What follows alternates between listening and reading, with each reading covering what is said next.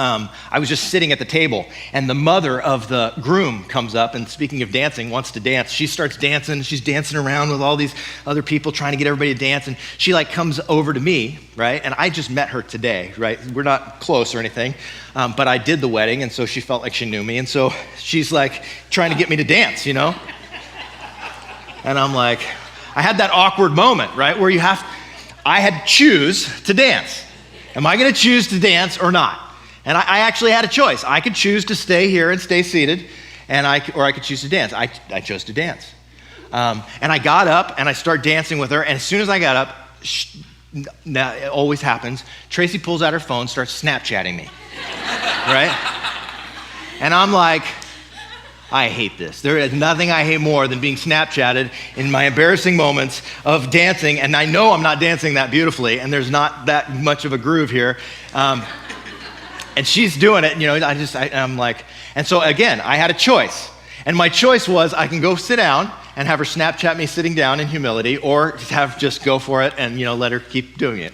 I let her keep doing it, but everything in me the whole time wanted to go, put your phone away, stop Snapchatting, stop doing that. In fact, all the time I feel this, right? And I want to get her to put the phone away, stop. And sometimes I do say it. Like I say, it's a constant battle. I got to let her be her. I got to let me be me. And I got to choose to be responsible for what I'm responsible for. I can choose to dance. I can choose to have a good time. I can't choose whether I'm on Snapchat or not, right? It's not my choice.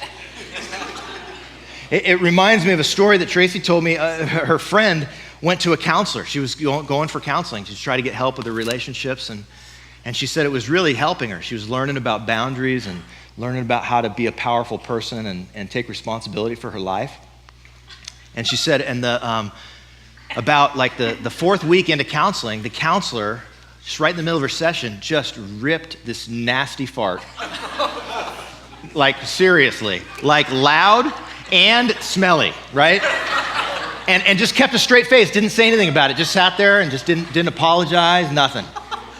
And just looking at her, and and as the smell started to come up, she started to go this is horrible. And so she goes, can you open a window? And the counselor says, no.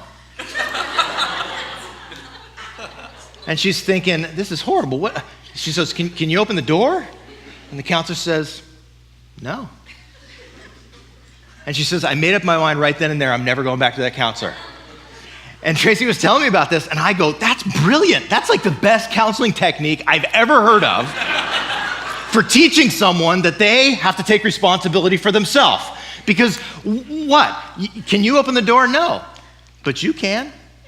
I mean, did she not realize she could have opened the door? She could have opened the window. She could have left the room.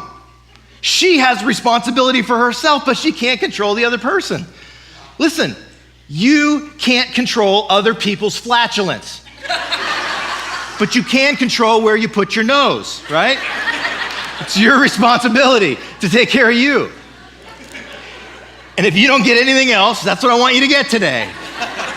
Stop trying to control other people. Learn to control yourself. It's the starting point of having good relationships. Pray with me.